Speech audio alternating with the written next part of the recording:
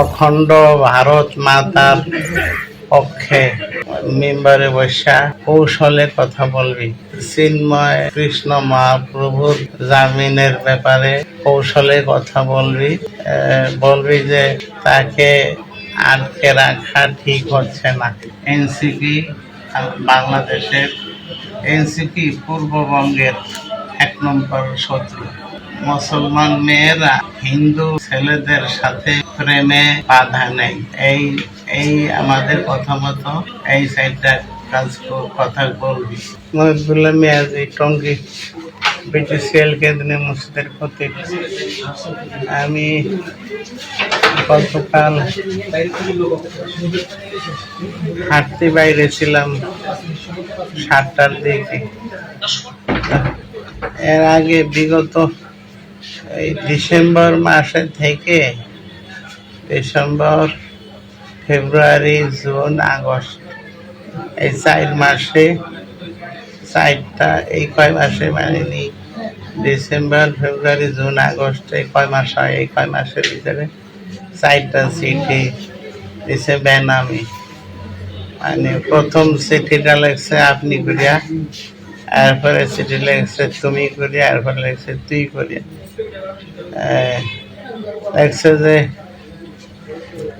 তুই আমাদের কথা মোতাবেক এই অখণ্ড ভারত মাতার পক্ষে মেম্বারে বসা কৌশলে কথা বলবি, কারণ পূর্ববঙ্গের ভারত ছাড়া আপন কেউ নাই। 2 নম্বরে লেখছে ইসকনের মহাপ্রভু চিন্ময় কৃষ্ণ মহাপ্রভুর জামিনের ব্যাপারে কৌশলে কথা বলবি। বলবি যে তাকে আটকে রাখা ঠিক হচ্ছে না। এরপরে 3 নম্বরে লেখছে হইল এই পূর্ববঙ্গের সব ধর্মভিত্তিক দল, বিএনপি, এনসিপি, এদের সকলের বিরুদ্ধে মেম্বারের বসা কৌশলে কথা বলবি। এনসিপি বাংলাদেশের, এনসিপি পূর্ববঙ্গের 1 নম্বর শত্রু। 3 নম্বর। 4 নম্বরে লেখছে যে তুই কৌশলে মেম্বারে বসা এই মাসাল্লা দিবি যে মুসলমান মেয়েরা হিন্দু ছেলেদের সাথে প্রেমে বাধা নেই, এই আমাদের কথা মতো এই সাইডটা কথা বলবি, আর না হলে তোর মৃত্যুদণ্ড দেওয়া হবে। এরপরে এই 4টা চিঠি আমি বেনামি, যেহেতু এই উরু চিঠি এই সিরিয়া ফেলাই দিছি, এবারে বলি নাই গন্ডগোল লাগবে, খালি ঝামেলা করে লাগবে। আর জানতাম আমার এক প্রস্তাব বলছিল যে উরু চিঠিতে গান দিতে হয় না, এলে আরো বেশি করিয়া চারটা ধরে। এই জন্য আর এগুলি সিরিয়া ফালাইছি।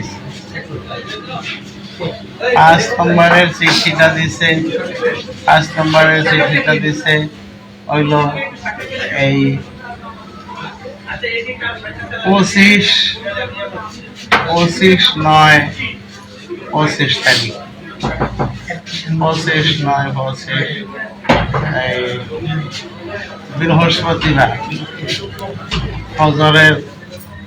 ফজরের নামাজের জন্য মসজিদে আসতে রয়েছি। দেখি যে ঘরের আমার বারান্দার স্টিলের গেটটা বাইরে দিয়ে আটকানো, আমি খুলতে পারতেছি না। মহাজনের ফোন দিলাম যে আমার বাইরে নাও, আমি তো বাইরে দিতে পারতেছি না। এরপরে মহাজনে আসলো, বাইরের টিনের গেটটা এটাও বন্ধ।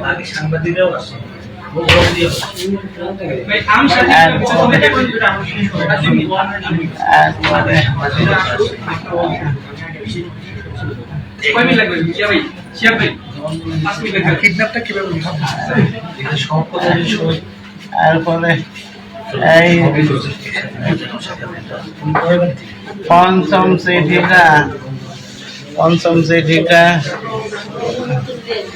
সেক্রেটারি, ক্যাশিয়ার আর আমার তিনজনের লক্ষ্য করিয়া লাগছে যে তোরা এগুলি ঠিকঠাক মতো আমাদের কথা মতো করবি, তোদের ক্ষতি বেড়ে এইভাবে বলতে বল, আর না হলে তোদের সবার মৃত্যুদণ্ড দেওয়া হবে এবং তোদের এই স্ত্রী, মেয়ে, এদের কাউরে খারাপ কথা লাগছে যে ইয়া থেকে, দর্শন থেকে বাঁচাতে পারবি না। আর লাগছে যে এবার তোদের খতিবের ঘরে পেট্রোলের আগুন ধরবে।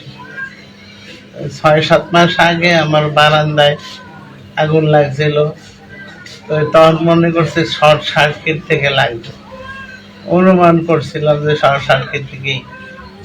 এইটার ভিতরে লাগছে এইবার পেট্রোলের আগুন। এখন সন্দেহ হয়েছে যে এই প্রথমটা তাহলে স্বাভাবিক আগুন ছিল না। এরপরে এই 21-10 তারিখ পরশু দিন মসজিদের উত্তর পাশের জানালা দিয়া আর একটা চিঠি এই সেক্রেটারি, ক্যাশিয়ার লক্ষ্য করে আর আমার লক্ষ্য করে লাগছে যে তোরা পুরুষ না, তোরা দুইজন খারাপ কথা লাগছে যে তোরা পুরুষ না, তোরা হিজরা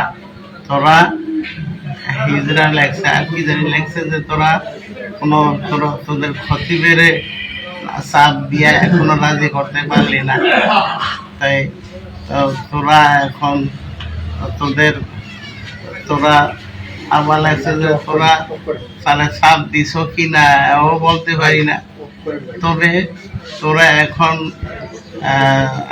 আশঙ্কা মুক্ত বা ঝুঁকি মুক্ত কি লাগছে সেক্রেটারি, ক্যাশিয়ারের। এরপর লাগছে তবে তোদের খতিব শেষ, তোদের খতিব শেষ। এরকম আরো বহু মৌলবাদীদেরকে এরকম ওই চিঠিগুলি লাগছে যে যদি কথা মানুষ তাহলে তোদের 3 জনকে 1 কোটি রুপি করে দেওয়া হবে। তোদের খতিব 6 মাস পর্যন্ত মেম্বারে বসা রেগুলার বলতে থাকলে 6 মাস পরে 1 কোটি রুপি করে এক একজনকে দেওয়া নিশ্চিত করা হবে। আর যদি অমান্য করস তাইলে মানে আমাকে 3 জনের মেয়ে, স্ত্রী, এদের ব্যাপারে খুব খারাপ কথা লাগছে যে এদেরকে আমাদের হাত থেকে বাঁচাইতে পারবি না, তোদের মৃত্যুদণ্ড দেওয়া হবে। এবং এমন কিছু কথা লাগছে এগুলি মুখে চোখ দিয়েও পড়া যায় না, এমন কথা লাগছে ভাষাই পড়াই যায় না, এমন খারাপ কথা লাগছে। এরপরে এই হলো পঞ্চম চিঠি। এই 6ষ্ঠ চিঠিটা দিল এই 21 তারিখে পরশু দিন। লাগছে যে তোদের এই মতো তোদের আমাদের কান্ট্রি দেখছে, আমাদের কান্ট্রি সব মৌলবাদীকে সাহায্য করে না। আমরা সামান্য স্বার্থের বিনিময়ে তাদেরকে কোটি রুপি সাহায্য করে থাকি। এমন কত মৌলবাদী আমাদের অফার গ্রহণ করছে। ওদের এই ইমাম নামের কুকুরটা এই অফার গ্রহণ করলো না, তবে ওর জীবন দিয়ে মূল্য দিবে। এরপরে আর কি কি লেগছে মনে নেই। এরপরে তো আমি কালকে 7টার দিকে হাঁটতে বেরিয়েছি আমাদের মাজু খান ব্রিজ পার হইয়া। ওখানে আমার পরেই একটা অ্যাম্বুলেন্স এমনভাবে বাম দিকে চাপ দিয়া দাঁড়াইছে, আমি হাঁটতেছিলাম, সামনের দরজাটা খোলার সাথে সাথে এমনি একদম চাপিয়ে খেলাইছে, কোনো রাস্তাই নাই, একদম ব্লক করে ফেলাইছে।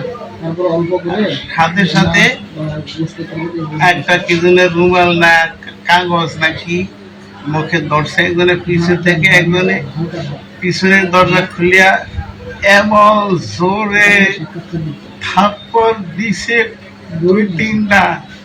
আমার এইখানে ব্রেন টিউমার অপারেশন হয়েছে এই 9%। এই অপারেশনের জায়গায় কান সহ কান বন্ধ হয়ে গেছে, কান দিয়ে কিছু শুনি না। আর আর দেখি যে এখন এই আঘাতের কারণে আর ওই কি জানি নাকের কাছে অক্সিজেনের মতো একটু গ্রান কি জানি একটা গ্রানে আমি আর বলতে পারি না। শেষে এই চলতেই আছে, কালকে সারাদিন চলছে। আমি যখন একটু ভিতর দিয়েই আমার চোখ বাঁধতে পারেছি কালো কাপড় দিয়ে, আমি একটু এই ডাইন ইয়া দিয়ে উপরে ধান ধরছি, আবার প্রচন্ড থাপ্পড় দিয়া নাকের কাছে কি জানি, আবার আমি আর কিছু বলতে পারি না। শেষে কয়েক ঘন্টা পর পরই এরকম করে, আমি শেষে আর চেষ্টা করি না, এই যে চেষ্টা করলে আমার মারে, আমি আর চেষ্টা করি না। এরপরে এর ভিতরে চলতে আছে চেতনই নেই যে কই নেই কি নেয় কি করে আমার আমি জানি না। এরপরে এখানে আসার পরে এই গাড়িটা রাস্তার কিনারে দাঁড়া করে আমার গাড়ি থেকে ফালাইয়া এরপরে গাড়িটার আড়ালে লয়ে গেছে। তারপরে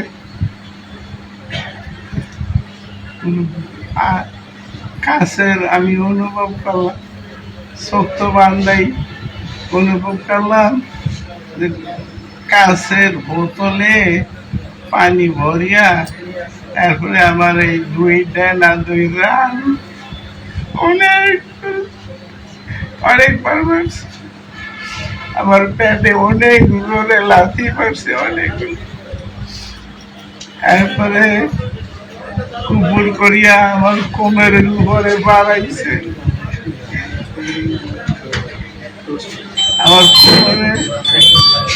আমার কোমরে অনেক ব্যথা।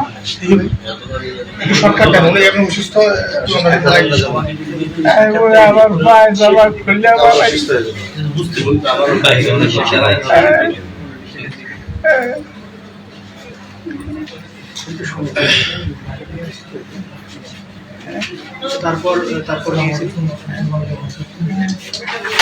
এরপরে আমাদের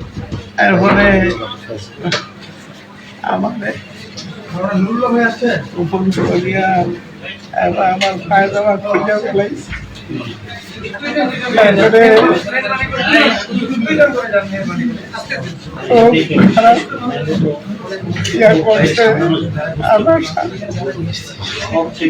বলা যায় না। তারপরে